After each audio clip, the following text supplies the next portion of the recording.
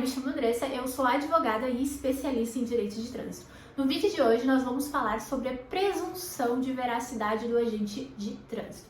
Se você atua com direito de trânsito, certamente você já se deparou com alguma fundamentação de indeferimento de defesa dizendo que a administração pública possui presunção relativa de veracidade, portanto, isso significa que o que a administração pública alega que aconteceu, de fato aconteceu, a não ser que você prove que aquilo não aconteceu. Então, de forma bem simplificada, a presunção de veracidade do ato administrativo ela é a palavra do agente dizendo que uma determinada infração ocorreu e se eu quiser dizer que eu não cometi aquela infração, eu preciso provar que eu não cometi. Então não basta dizer não cometi a infração e achar que você vai ter uma defesa deferida com este argumento. Por que você não vai ter? Porque o ato administrativo ele tem presunção relativa de veracidade.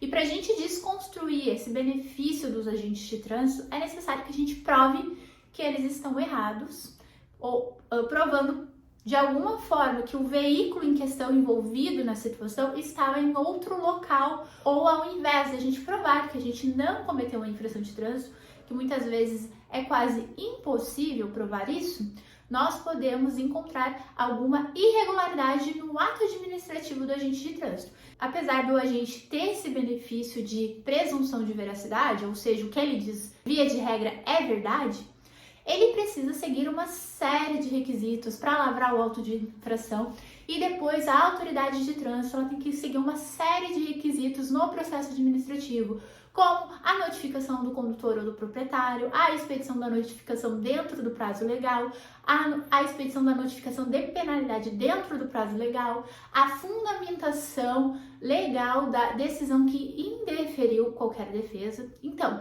existem uma série de requisitos que é necessário cumprir tanto na lavratura do auto de infração quanto no processo administrativo. Então, ainda que o que o agente tenha dito no auto de infração e tenha lavrado uma multa seja considerado em premissa como verdade, caso a gente encontre alguma irregularidade que demonstre que o agente falhou ali e tornou o auto de infração inconsistente ou algum procedimento no processo administrativo não foi respeitado, nós podemos pedir a anulação desta infração de trânsito. E por que você precisa saber o que é a presunção de veracidade? Para que você oriente o seu cliente.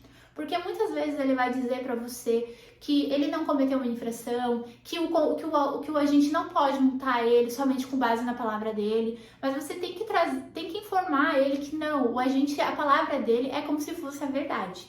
Então, se ele está dizendo que ele não cometeu uma infração, é necessário que ele prove isso de alguma maneira. Por exemplo, ele pode ter um vídeo do veículo em outro lugar no momento do cometimento da infração, ou ele pode ter um vídeo da própria abordagem, onde demonstre que não ocorreu nada daquilo que o agente está alegando. Enfim, são algumas maneiras que a gente pode provar que o condutor não cometeu a infração. Agora, se ele não tem nada disso, ainda é possível sim recorrer das infrações de trânsito. Basta que nós façamos uma análise bem detalhada de todo o processo administrativo em busca de alguma irregularidade que possa ter ocorrido. Na maioria dos casos, nós encontramos sim irregularidades e é exatamente isso que vai fazer com que a gente tenha uma multa de trânsito anulada. Porque o simples fato de alegar que você não cometeu uma multa não é suficiente. Então tenha isso em mente para que você possa orientar o cliente da forma correta e não iludi-lo. Até porque depois ele vai querer olhar o recurso, aí ele vai ver que não vai estar dizendo ali que ele não cometeu uma infração, porque se você não tem como provar que ele não cometeu a infração, por que é que você vai colocar isso nos fundamentos do recurso? Não faz sentido algum. É necessário que a gente entenda que o recurso é para demonstrar as irregularidades. Se eu estou dizendo que não cometi a infração, eu tenho que provar.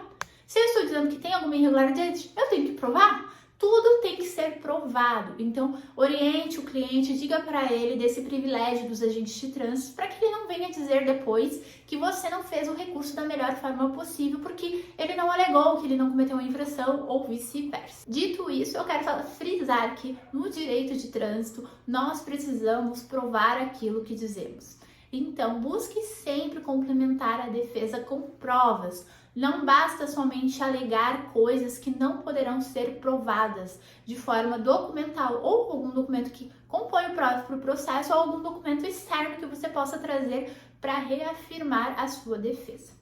Esse foi o vídeo de hoje, espero que você tenha gostado e a gente se vê no próximo vídeo.